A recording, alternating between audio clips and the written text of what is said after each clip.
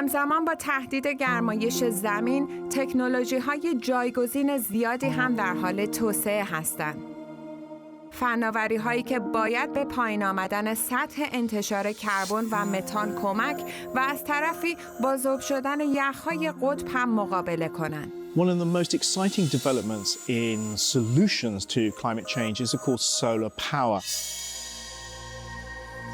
Because in my lifetime, I've seen the cost of solar power come down massively, much cheaper than fossil fuels now, and also the efficiency. So the efficiency of solar panels now is up to 21%. And you don't have to worry about transmitting energy all around the country. You can have them where you need them, and you can then use that energy straight away. یکی از پیشگامان صنعت هوانوردی با استفاده از انرژی خورشیدی، برت پیکارت که دور دنیا را با هواپیمای خودش طی کرد. ازش در مورد تجربه منحصر به فردش پرسیدم. When I was flying with solar impulse around the world, with no fuel, just on solar energy, no noise, no pollution, in the beginning I thought I'm in the future. It's science fiction. I am inspired by your pioneering spirit. Mr. Secretary General, if an airplane like Solar Impulse can fly day and night without fuel, the world, of course, can be much cleaner. And actually not. It was just the present with what the technologies of today allowed me to do today. And that was like a revelation, because suddenly I understood that if I was not in the present, it was the rest of the world that was completely in the past. So we need to bring the world from the past to the present.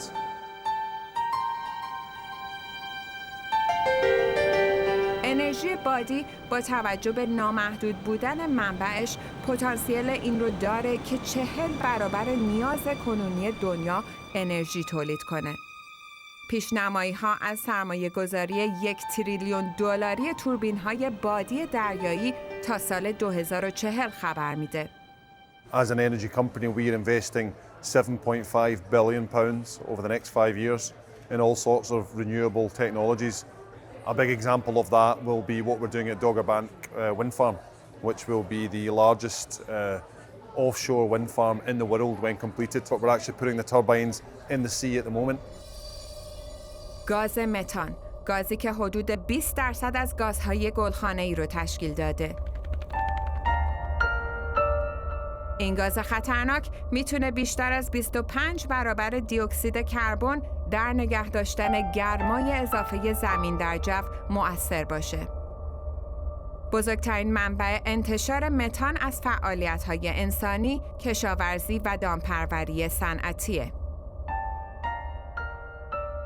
One of the solutions to this problem is, as I say, a global reduction in meat and dairy consumption, and in the developing world we're saying that that's probably somewhere in the region of 70% meat consumption reduction. There's possibly an argument in some developing nations for dietary reasons to actually increase meat production. The amount of meat consumed there is so small, so reduce meat consumption, higher animal welfare on farms, don't keep animals in intensive systems, allow them to live naturally in pasture, and reduce deforestation in the process. آب شدن برف قطب شمال و در نتیجه تاریک‌تر شدن سطح اون بازتاب نور خورشید رو کم میکنه و منجر به ذوب شدن هرچه سریعتر برف‌ها و یخچال‌های طبیعی میشه.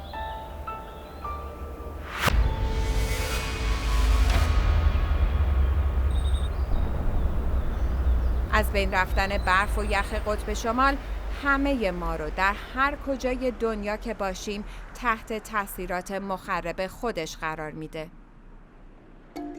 راژ و همکارانش راهکار منحصر به فردی رو برای احیای برف از دست رفته این منطقه ارائه دادند. We are looking at this initiative started by the Arctic Ice Project, Dr. Leslie Field from Stanford, who has introduced silicon to cover some areas which are already been degraded, I would say, with where the land has been exposed, the ice has melted away or it has been darkened, and there we spread this layer of silicon, and then it increases the albedo, the reflectivity. So that's one very natural way, I believe, and I would say it's a type of restoration rather than a technological intervention to increase the albedo in the Arctic. اینها فقط بخش کوچکی از هزاران راهکار مقابله با تغییرات آب و هواییه. اما آیا اقتصاد دنیا توانایی این تغییر بزرگ در کوتاه مدت رو داره؟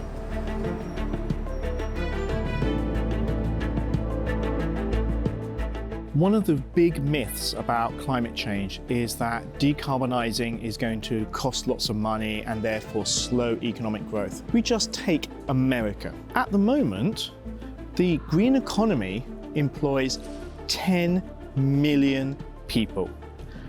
The fossil fuel industry employs 350,000, of which 35,000 people work in coal. We have the solutions available right now. We just need to deploy and use these solutions much faster and make them available all across the world. برای تولید و توزیع این تکنولوژی‌ها در سطح کلان، کشور چین به عنوان بزرگترین تولید کننده در جهان نقش تعیین کننده‌ای داره. کشوری که شرکت نکردن رهبرش در مذاکرات کاپ 26 حاشیه‌های زیادی به همراه داشت. China has spent the last 20 years lifting their population out of extreme poverty, and they've been very successful. Now what they're looking at is how can they protect their population from extreme climate events, and how can they actually become one of the world leaders by decarbonizing really quickly. So the thing you should remember is that China has just set up one of the largest internal carbon trading schemes in the world. They realistically say their emissions may peak by 2030, but they have announced that they will be net zero by 2060. سری به غرفه کشور چین زدم تا از نمایندگانشون درباره برنامه‌های کاهش گازهای گلخانه‌ایشون بپرسم. We won't be able to talk to the delegates now. No, not the delegates. Okay, so it's more like not on the governmental level, basically. Unfortunately, no. Yeah. صحبت نمی‌کنن. دوباره هم پرسیدم، میگن که با هیئت دولت و اعضایی که اومدن از تیم دولت برای مذاکرات نمیشه باشون صحبت کرد، مصاحبه کرد. تنها کسایی که میتونیم باشون صحبت کنیم که راجع به برنامه‌های شخصیشون میتونن به همون بگن در راستای تغییرات آب و هوای شرکت‌های خصوصیه، وگرنه در سطح دولتی اصلاً نمیخوان صحبت کنن.2 days before the end of the COP meeting, China and the USA announced a major deal to actually work together in the next decade to actually reduce their carbon emissions as quick as possible. Today, the United States and China are releasing a joint declaration which lays out how we will limit warming on this planet and how together we'll take action here at the COP.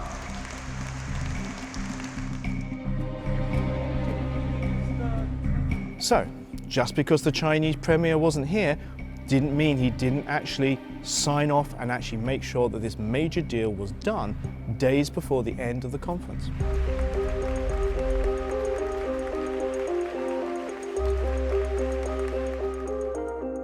همکاری چین و آمریکا از اهمیت بالایی برخورداره، چون این دو کشور 43% از کل گازهای گلخانه‌ای در جهان را منتشر می‌کنند.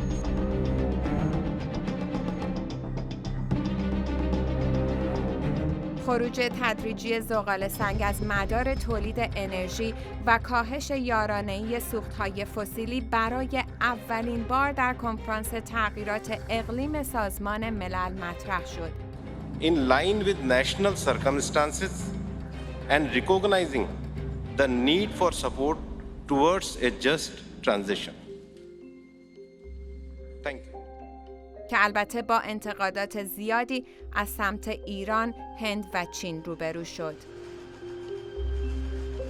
اما زیر بار نرفتن آمریکا، اتحادیه اروپا و بریتانیا برای پرداخت کمک‌های مالی و بدهی اونها نقطه تاریک این نشست بود. مبلغ 100 میلیارد دلاری که این کشورها قرار بوده از سال 2009 سالانه برای جبران خسارات وارده به کشورهای در حال توسعه پرداخت کنند.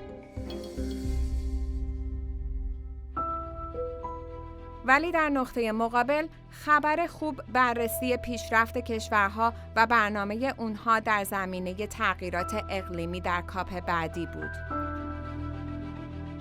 کاپ 26 تونست تعهدات کنترل گرمایش زمین رو از 2.7 درجه به کمتر از 2.5 درجه برسونه. اما این مقدار هنوز 1 درجه بیشتر از عدد مورد نیاز ما برای زندگی بی خطر روی کره زمینه. We face a stark choice. Either we stop it or it stops us. And it's time to say enough.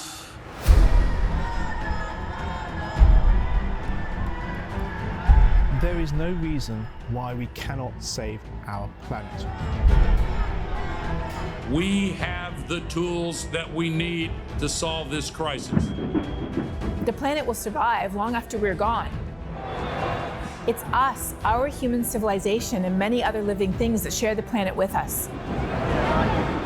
Our planet is precious to us because it gives us everything. And we are all in this together. We are going to need every different alternative to be pursued and explored fully as we try to get off fossil fuels as a world. We truly can make a difference, and our future is in our hands. Is that the most important energy in this movement is coming from young people. در این دوره از کاپ نقش فعالان محیط زیست و مردم پررنگتر از قبل بود و صدای اعتراضات اونها باعث تصمیم گیری های بهتر در کاپ 26 شد. صدایی که تا داشتن جهانی بهتر نباید خاموش بشه.